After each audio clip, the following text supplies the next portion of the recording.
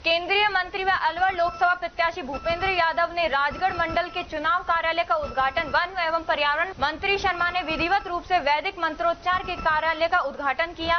उन्होंने संबोधित करते हुए कहा कि 1989 से राजनीतिक सफर शुरू हुआ था और जो मुझे पहुंचाया है, इसका महत्वपूर्ण योगदान राजगढ़ की धरती का रहा है। उन्होंने यह भी कहा कि जो ये लोग भूपेंद्र यादव को हरियाणा का बता रहे हैं, वे राजस्थान के अजमेर में जन्मे हुए हैं। उन्होंने कहा कि मोदी सरकार ने राम मंदिर, सर्जिकल स्ट्राइक आदि कार्य किए, लेकिन राम मंदिर उद्घाटन पर कांग्रेसियों को बुलावा भेजा, वो आए नहीं।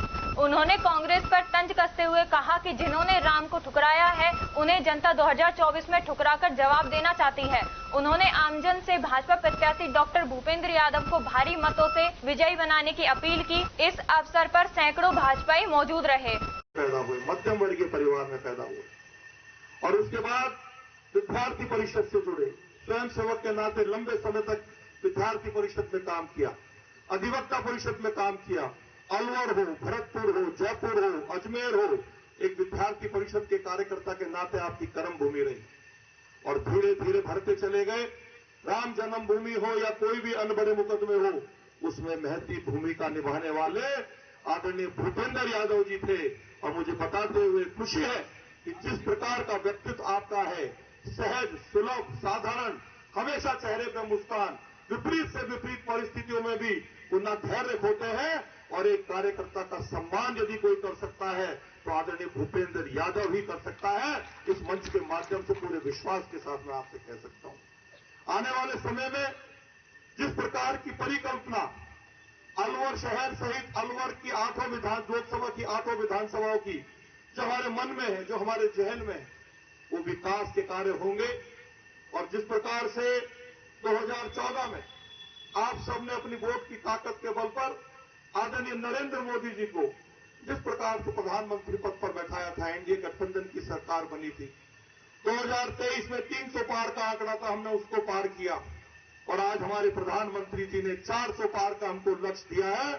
मैं मंच के माध्यम से विश्वास के साथ कह सकता हूं कि अलवर लोकसभा क्षेत्र का एक एक कार्यकर्ता और विशेष रूप से राजगढ़ लक्ष्मणगढ़ विधानसभा क्षेत्र का एक एक कार्यकर्ता प्रधानमंत्री नरेंद्र मोदी का जो लक्ष्य 400 पार का, उसमें अलवर लोकसभा क्षेत्र से और विशेष रूप से राजगढ़ लक्ष्मणगढ़ विधानसभा क्षेत्र से आदरणीय भूपेंद्र यादव जी को जिता करके प्रधानमंत्री जी को बहुत बड़ा तोहफा देने का काम इस क्षेत्र के कार्यकर्ता और आम जनता करेगी।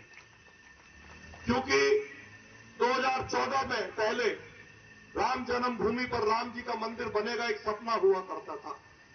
2023-19 के चुनाव हो गए, हमारे कांग्रेसी मित्रों ने कटाक्ष करना शुरू किया कि राम मंदिर वहीं बनाएंगे लेकिन तारीख नहीं बताएंगे।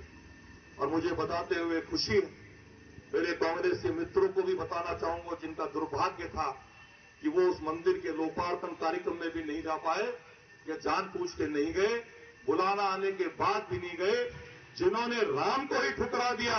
मैं दावे से कहता हूं कि देश की जनता 2024 में राम का भारत के अंदर कांग्रेस को ही ठुकरा करके एक जवाब देने वाली है।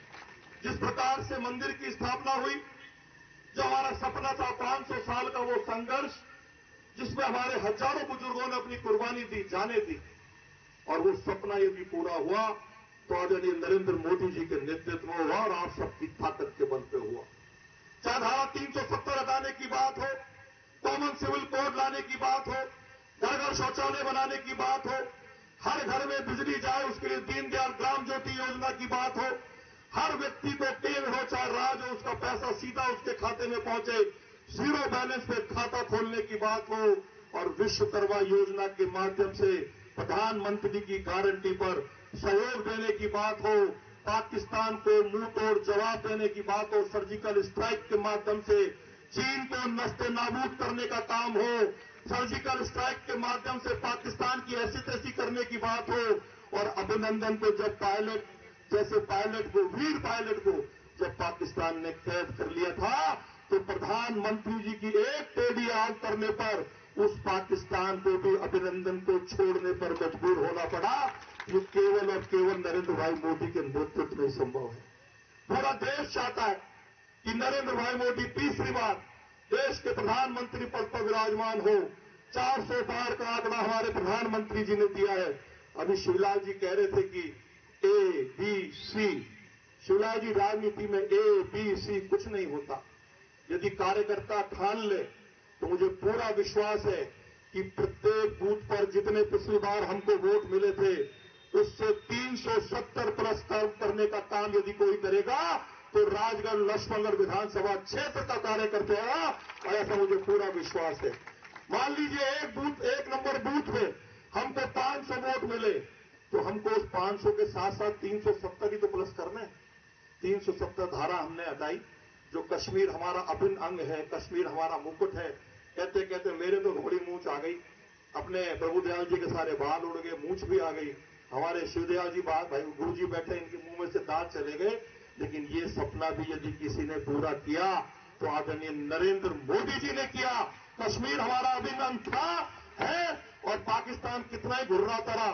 हमारे कांग्रेस के मित्र बोले धारा 370 हो जाएगी तो देश में प्रलय आ जाएगा, मंदिर का निर्माण हो गया तो देश में प्रलय आ जाएगा। आया क्या? एक सुई की आवाज भी आई क्या? यही है करिश्माई नेतृत्व, यही है जीवंत नेतृत्व। आदरणीय नरेंद्र भाई मोदी के नेतृत्व में विश्वास व्यक्त करते हुए आदरणीय भूपेंद्र यादव जी को रिकॉर्ड मतों से जिता के भेजने का यदि कोई काम करेगा तो राजगढ़ के इस मंच पर बैठे, सामने बैठे हुए मेरे कार्यकर्ता बैठे करेंगे। और इस चुनाव के दौरान किसी बूथ पर भी मुझे आने की आवश्यकता आपको लगती है तो आपका ये कार्यकर्ता संजय उस बूथ पर आकर के झोली फैला करके उस मतदाता से भी वोट मांगेगा अपने नरेंद्र भाई मोदी के लिए, अपने भूपेंद्र भाई के लिए। निश्चित रूप से मुझे पूरा विश्वास है कि जो आदरणीय बालकनाथ जी का आंकड़ा था 3 लाख से अधिक वोटों से वो जीते थे, आने वाले समय में आप सबकी ताकत के बल पर आठों विधाना आदरणीय भूपेंद्र यादव जी 4 लाख से भी अधिक वोटों से जीत करके देश के सबसे बड़ी पंचायत में भेजेंगे। आप 5 लाख कह रहे हो, लेकिन मजबूत काम करने का काम यदि कोई करेगा तो राजगढ़ विधानसभा क्षेत्र का कार्यकर्ता करेगा, ऐसा मुझे पूरा विश्वास है। इस शुभ अवसर पर मुझे आने का जो सौभाग्य प्राप्त हुआ